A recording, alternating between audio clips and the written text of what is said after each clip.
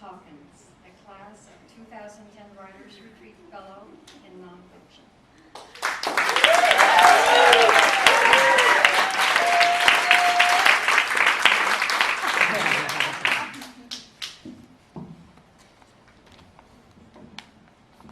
Okay.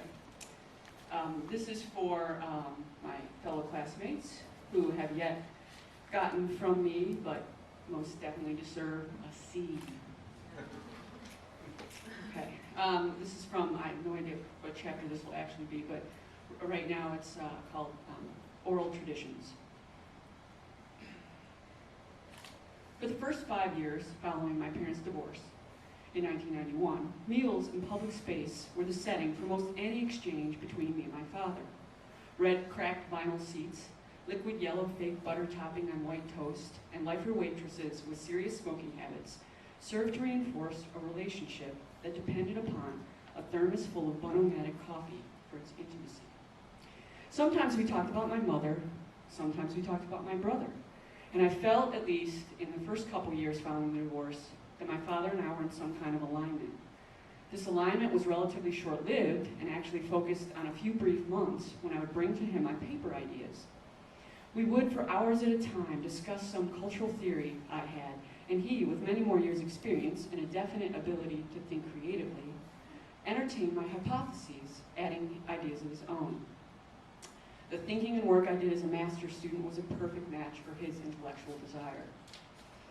It was up north in Michigan at the Port Hope Bar, over $1.50 hamburgers and 35-cent shells of Budweiser, no more than 2 feet from a pool table surrounded by men in full beards, mesh-backed baseball hats with heavy equipment insignia, wearing various patterns of flannel, when my dad announced that he had struggled with his sexuality for a long time, but yes, as I had imagined, as I might have suspected, as I had even directly asked him twice, and I don't know, he was in fact gay.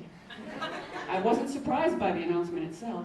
No shit. Of course you're gay, you asshole. But I was absolutely betrayed by the delivery, by his selection of the location, by his disregard for what I believed had been an unspoken agreement. We limit our conversation to public spaces because public spaces limit our conversation. I heard what he said, but I suddenly became deaf. Blood pulsed behind my eyes and in my ears. Dad's lips moved, but I could hear nothing but the thumping of my own circulatory system. He was telling me something about how hard this was, about how he had such a difficult time with it all, but I could hear none of it. I could only see. I could see the ominous presence of farmers, men who undoubtedly had shotguns in racks in their trucks. I could see that my dad was off kilter in more ways than one, failing to register the disjuncture between us and the other bar patrons. And I could see so very clearly the little chain bracelet with the multicolored rings he wore around his right wrist. My pinky fingers went numb, and all the blood in my body rushed to my core, into my stomach and head. I had 2 thoughts at once. 1, fuck. Fuck. Oh my God, he scooped me. My goddamn father scooped me. Because he came out before I did. 2, fuck. Oh my God, what the hell is he doing telling me here? He's gonna get us both killed.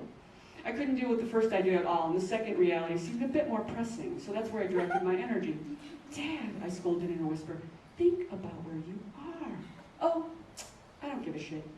Well, I do. Not about that, but about the guys here with sticks who could beat your brains in if they wanted to. With the queen-tastic flip of the wrist, he disregarded my anxiety. I wanted to bolt, to fly from the bar, to get in my car and get out of there. I was trapped by hamburgers, farmers, and my father's announcement. Here, of all the places, he decides to tell me. He could have told me at the cottage. He could have told me at Bowling Green. He had a choice, and this is what he chose. The Port Hope Bar in the thumb of Michigan. Please, just keep your voice down, Dad. Can't you see where we are? Okay. He agreed, as would a sullen preteen corrected for their inappropriate behavior. And like a sullen preteen, not because he understood it was inappropriate behavior. I took the upper hand. I demanded control. He pouted, finished his burger, and Diet Coke. We left and never talked much about this again. It was our way. An admittance, an explosion, and resolve. Whatever.